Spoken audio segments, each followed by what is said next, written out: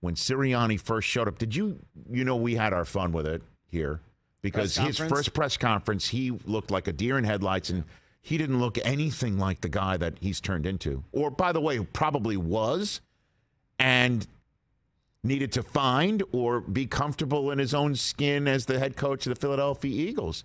Did you hear that Sirianni played video of that first flop sweat Mike Del Tufo weather report type press conference that he had? Did you know that he showed it to the Eagles to show that just like he's preaching to them, he had things to learn and get better at too? Really? Yes. I'm watching it right now. He looks terrible. If you recall, he also was the one last year when we were still talking about, and this is why Jalen Hurts is like, I don't know if some people around here wanted me drafted. I know I'm paraphrasing what he said. When he showed up in a Jalen Hurts T-shirt was significant because a lot of folks were like, okay, Hurts was drafted second round, and they reluctantly turned to him because Wentz proved to be finally unusable enough that Peterson finally turned to him, and he started balling out, and they yanked him out of a game in front of the whole country that the Giants needed him to win so they could make the playoffs instead of the Washington Commanders. And, he showed up that year with a lot of folks wondering, is Sirianni really going to use him? Does he really want him? What's he going to do? And he showed up in a Hurts T-shirt. The whole watering and fertilizing stuff that we also had a little bit of fun with. They've hardly lost a game since he said that. That's true. Okay? And the swagger that they play with, sure, it comes from within and their supreme ability. It's got to come from the coach, don't you think? I don't look at the Philadelphia Eagles as the team that you just roll the footballs out for. I mean, they're playing terrific, and they might win the championship, but this isn't the last dance Chicago Bulls here, Right. Even though Hurts might have that Jordan dog in him. Come on now. You can't just say he's done nothing and he's just a caretaker and Peter Schrager could coach the Philadelphia Eagles. I'm sorry to pick you out, Schrags. I'm just anybody from the GMFB. Funny to see him on the side. You know what I mean? Yeah. And yeah, you can't in the same way say the Eagles aren't going to win this game because they haven't tested like the Chiefs, as everybody's going to pound that drum next week. I'm telling you, you've heard a little bit of it this week. It's going to be pounded next week, certainly in the latter parts of next week when we're really bored waiting for the game. You're going to hear members of the media saying, who did the Eagles beat? Who did they play? Compared to what the Chiefs just did. How to go through the crucible of young, up-and-coming Trevor Lawrence and the don't know what they don't know Jaguars, and then Joe Burrow and the defending AFC champion Cincinnati Bengals.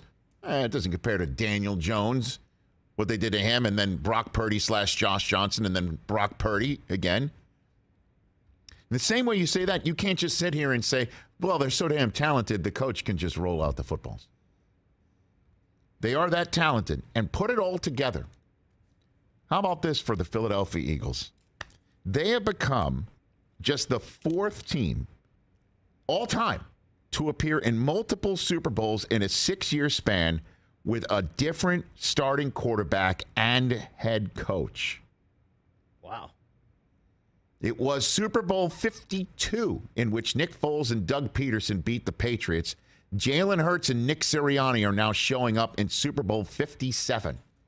The last franchise to do it were the Patriots, who went to Super Bowl 31 with Bledsoe and Parcells, and then Super Bowl 36 with Brady and Belichick. That was Brady's first. And before that, the Raiders went from Super Bowl 11 with Ken Stabler and John Madden to Super Bowl 15 with Jim Plunkett and Tom Flores. We got Plunkett in the Hall of Fame, please. And then Super Bowl 3, Earl Morrall and Don Shula took the Colts against the Jets. And then in Super Bowl 5, Johnny Unitas and Don McCafferty took the Colts to that Super Bowl. It's only happened 3 times before the Eagles just pulled this off. Now, did Peterson just roll the footballs out with Nick Foles and Carson Wentz? Of course not. So we're going to sit here and say that about Nick Sirianni? And I know that we've just opened a show thanks to a soundbite from, I'll say, a butthurt New York Giant. But I think he is. I think he is giving voice to what a lot of people are thinking, because we're going to hear the Eagles aren't going to win this game because they haven't been tested nearly as stringently as the Chiefs, who played 7 playoff teams in the regular season and then had to beat the Jaguars with Trevor Lawrence and Burrow and the Bengals. And the Eagles only played 4 playoff teams this year, 2 in their own division, you know? And then we just saw who they had to beat to make the Super Bowl. The Eagles are going to go into this game. I don't know if they can wear the dog masks because they're really tearing teams apart, and they just eviscerated the trenches on the San Francisco 49ers, and they have potentially the MVP of the league. But I've seen stranger situations, like, say, Tom Brady go off to the Super Bowl in his umpteenth time, telling all of Fitz's and Sully's. What did he say that one time going off to the Super Bowl? Everybody thinks we suck. And that we're done. But that was the narrative that year. Excuse me. Stop it.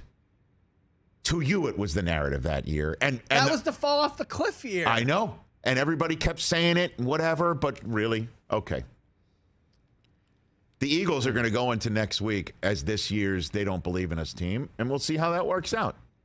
Catch the Rich Eisen Show every single day on the Roku channel, 12 to 3 Eastern, for free.